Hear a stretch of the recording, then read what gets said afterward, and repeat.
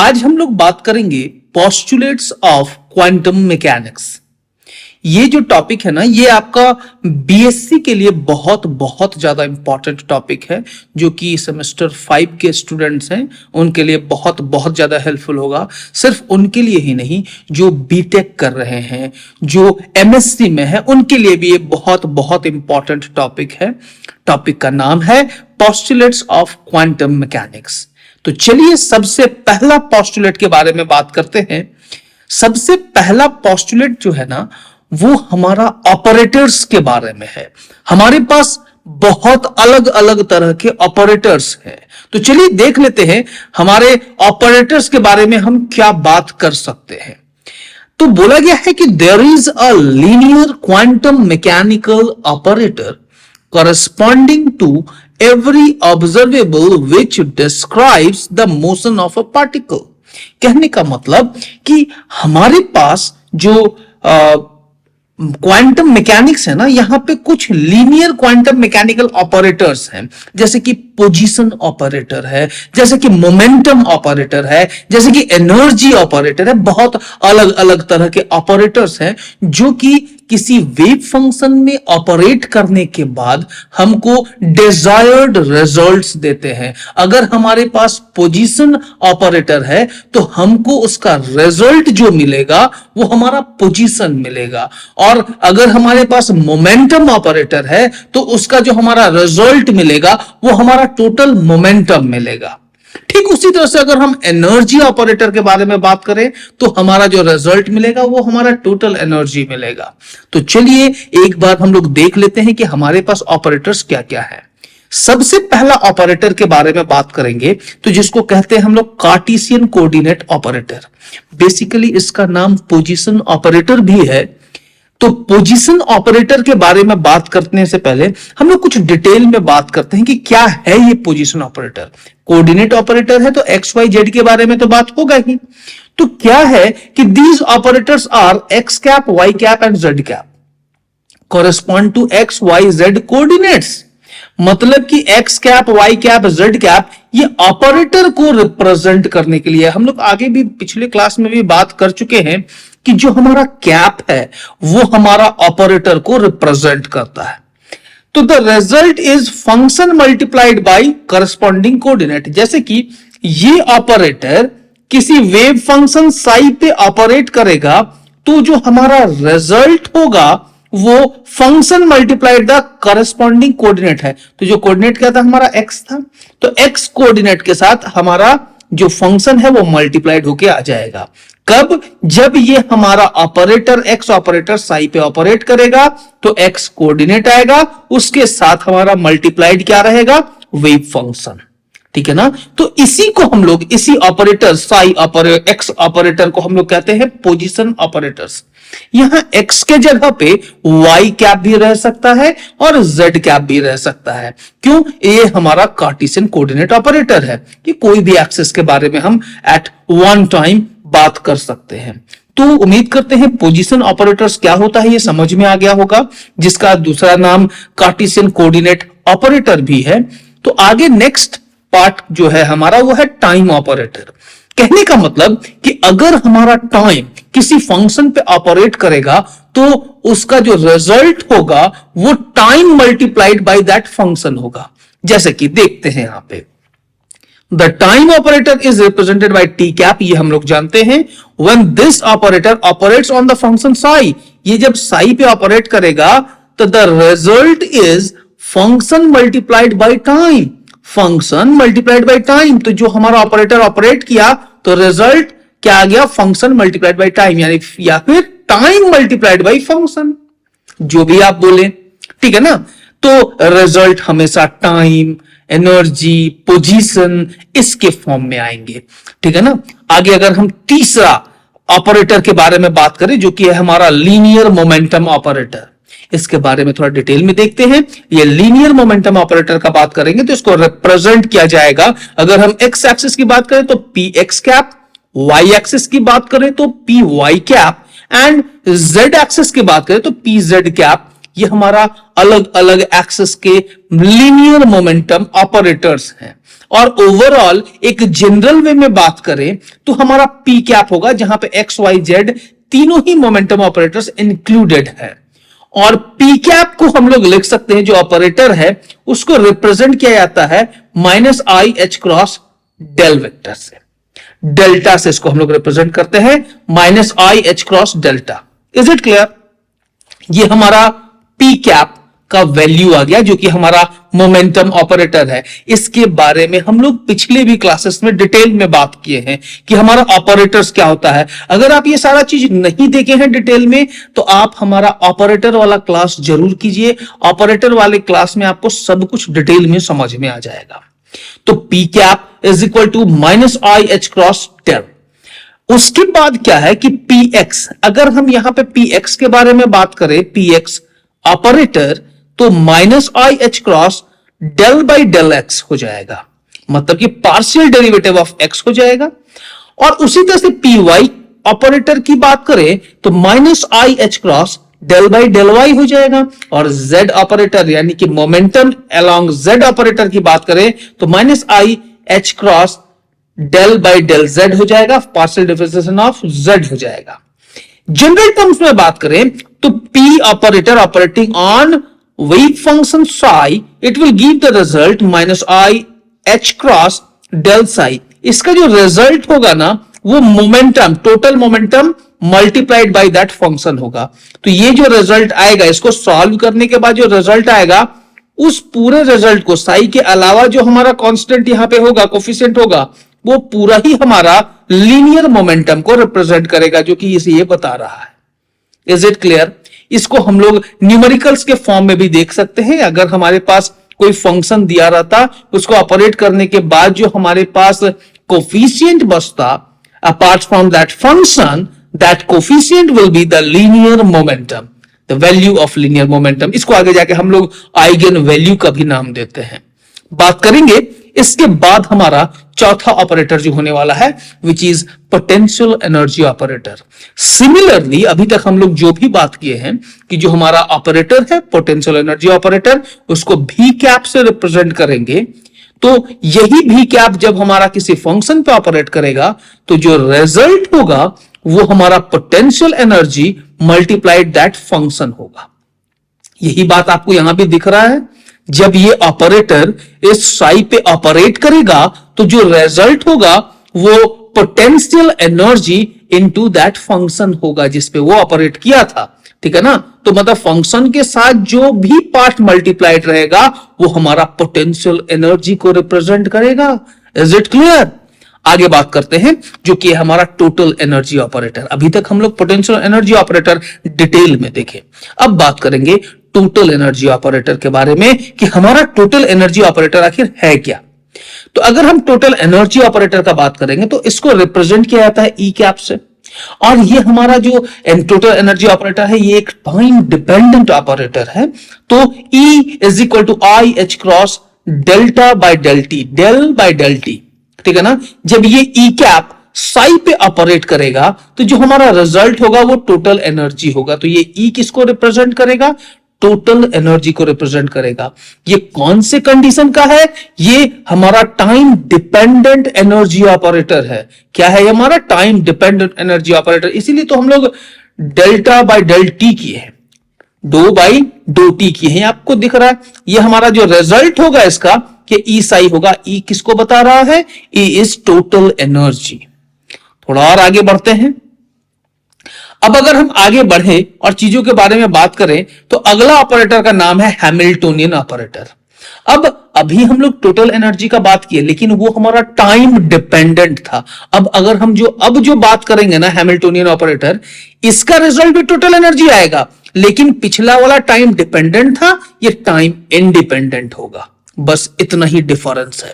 Hamiltonian operator का भी जो रिजल्ट होता है वो हमारा total energy multiplied by function होता है, लेकिन यहां पे जो हैमिल्टोनियन है, वो जो ऑपरेटर है वो टाइम इंडिपेंडेंट ऑपरेटर है। इस पे टाइम का कहीं भी कोई फंक्शन नहीं है। तो ये जब हैमिल्टोनियन ऑपरेटर किसी फंक्शन पे ऑपरेट करता है, तो जो रिजल्ट आता है वो हमारा टोटल एनर्जी होता है। ये हमारा जो ई होगा ये टोटल एनर्जी होगा, लेकिन साथ ही साथ क्या बोलेंगे, ये जो हमारा ऑपरेटर है ये टाइम इंडिपेंडेंट ऑपरेटर है, ये टाइम पे डिपेंड नहीं करता है। दिख भी रहा है क्या, यहां टाइम नहीं है ना टाइम, लेकिन पिछले केस में टाइम था तो टाइम डिपेंडेंट था, ये टाइम इंडिपेंडेंट है, लेकिन रिजल्ट दोनों का क्या आ रहा था, टोटल एनर्जी।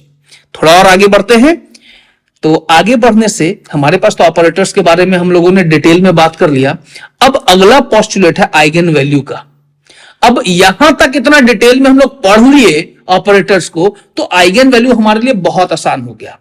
तो आप देखिए कितना ऑपरेटर था, अलग अलग तरह का ऑपरेटर था, फंक्शन पे ऑपरेट कर रहा था, तो उसके कारण हमको एक डिजायर्ड रिजल्ट मिल रहा था मल्टीप्लाइड बाय दैट फंक्शन। ठीक है ना, तो यहां पे वही जो डिजायर्ड रिजल्ट है ना, उसी को आइगन वैल्यू बोलेंगे। देखते हैं क्या है ये, the only possible value that can be obtained from the measurement of an observable of a system whose operator is a cap are the eigen value an। मतलब कि अगर कोई फंक्शन पे a ऑपरेटर ऑपरेट करेगा, तो अगर हमारे पास एक कांस्टेंट आया है an multiplied by that function, तो ये जो an है ना, ये हमारा आइगन वैल्यू को रिप्रेजेंट करेगा। जैसे कि मोमेंटम ऑपरेटर साई पे ऑपरेट कर रहा था, तो हमारा टोटल मोमेंटम इंटू साई आया था, तो वहां जो टोटल मोमेंटम है ना, वही हमारा आइगन वैल्यू है। बात समझे ना। ठीक उसी तरह से यहां पे अगर हम बात करते हैं, ठीक है ना, इसके बारे में, इसी को हम लोग समझते हैं हैमिल्टोनियन ऑपरेटर के केस में। यह हमारा हैमिल्टोनियन ऑपरेटर है जो साई पे ऑपरेट किया, और ऑपरेट करने के बाद हमारा मान लो कि जो रिजल्ट आया है साई के साथ एक कांस्टेंट मल्टीप्लाई होकर के आया है, जिसको हम लोग टोटल एनर्जी बोलेंगे। और वही जो ई का वैल्यू होगा, वही जो हमारा वैल्यू होगा ना, उसी को हम लोग क्या बोलते हैं, आइगन वैल्यूज। ये हमारा क्या हो जाएगा, आइगन वैल्यू हो जाएगा। बात समझे ना कि हमारा आखिर आइगन वैल्यू है क्या, आइगन वैल्यू निकालते कैसे हैं। तो जो ऑपरेटर है वो फंक्शन पे ऑपरेट करेगा, तो जो रिजल्ट आएगा वो रिजल्ट को हम लोग आइगन वैल्यू बोलते हैं। जैसे कि यहां पे an है, यहां साई है, एक ही बात तो है। ये इस पे ऑपरेट किया, रिजल्ट हमारा ई साई आया, और a साई पे ऑपरेट किया, a साई आया। बात समझ रहे हैं। तो इसी के साथ नेक्स्ट पोस्टुलेट के बारे में अगर हम बात करते हैं, तो पोस्टुलेट नंबर 3। पहला पोस्टुलेट आपको याद है, ऑपरेटर्स के बारे में डिटेल में बात किए। दूसरा पोस्टुलेट हमारा आइगन वैल्यू के बारे में बात किए। अब जो तीसरा पोस्टुलेट है, ये प्रोबेबिलिटी के बारे में बात करता है। क्या है आखिर ये प्रोबेबिलिटी। तो क्वांटम मैकेनिक्स में किसी भी पार्टिकल को फाइंड करने के लिए ना, हमको एक अनुमानित चीज चाहिए, यानी कि हमको एक प्रोबेबिलिटी चाहिए कि हम ऐसा अनुमान लगाएंगे कि पार्टिकल वहां मिल सकता है। पार्टिकल के होने की संभावना के बारे में बात करते हैं, ठीक ना। तो पॉसिबिलिटीज के बारे में जब भी बात हो ना, तो वहां पे प्रोबेबिलिटी का तो बात आएगा ही आएगा। तो किसी भी वेव फंक्शन में पार्टिकल है कि नहीं है, उसको रिप्रेजेंट करने के लिए हम लोग प्रोबेबिलिटी को ध्यान में रखते हैं। तो प्रोबेबिलिटी कैसे निकाला जाता है, ये हम लोग बहुत अच्छे से बॉर्न इंटरप्रिटेशन से समझे थे। अगर आपने वो वीडियो नहीं देखा है, तो आप डिस्क्रिप्शन में जाकर के चेक कर सकते हैं, लिंक अवेलेबल है पूरे प्लेलिस्ट का, ठीक है ना। तो हम लोग आगे बढ़ते हैं। तो probability of finding the particle in the space between R and R plus D R.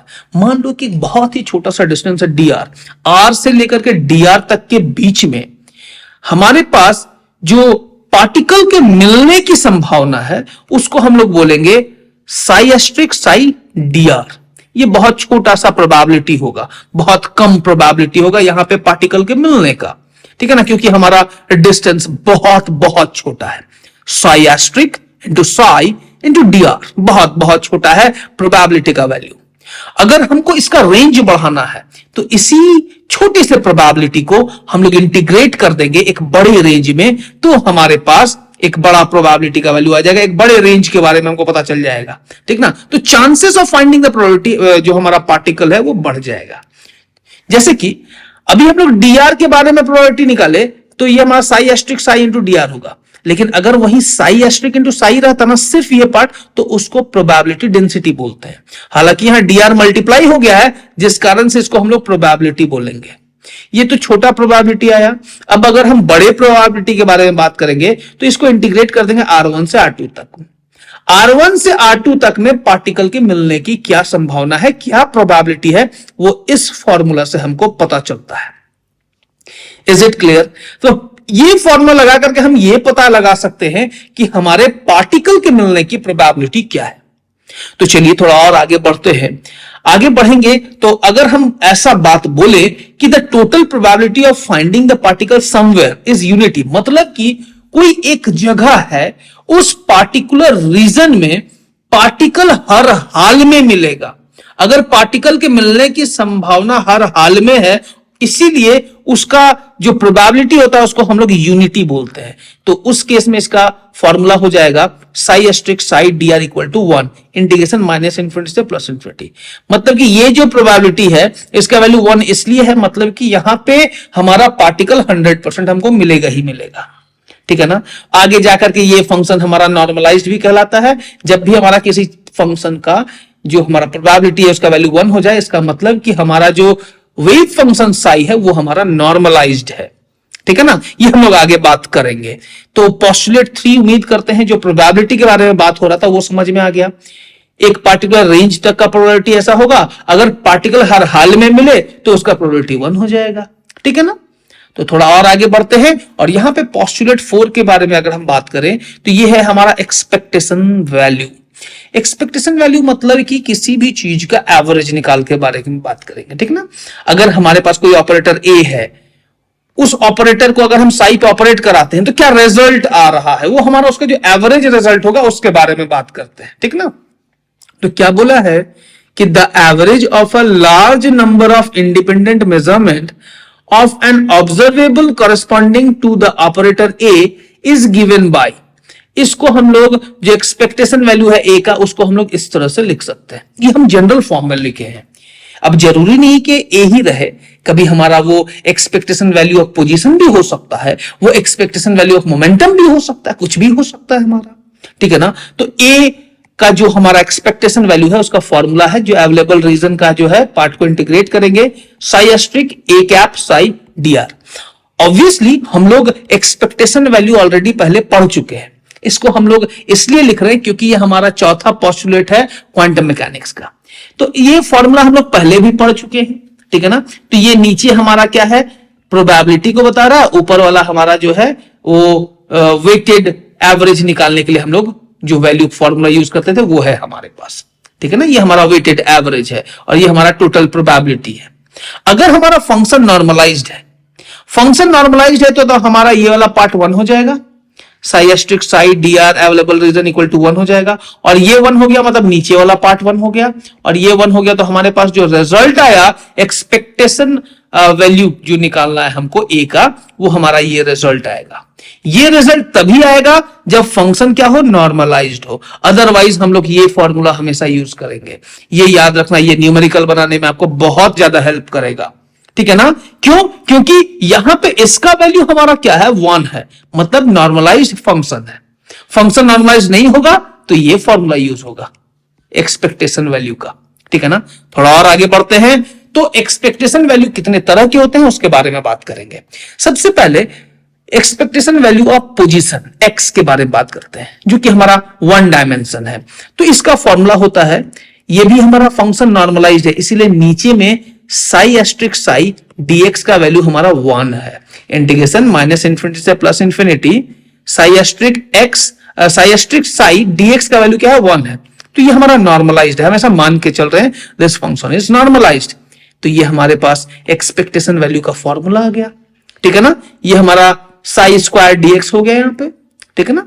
ये हमारा एवरेज रिजल्ट निकल जाएगा या फिर वेटेड वैल्यू निकल जाएगा। ठीक है ना। वेटेड एवरेज भी निकल जाएगा, जो भी बोलते हैं आप पोजीशन का।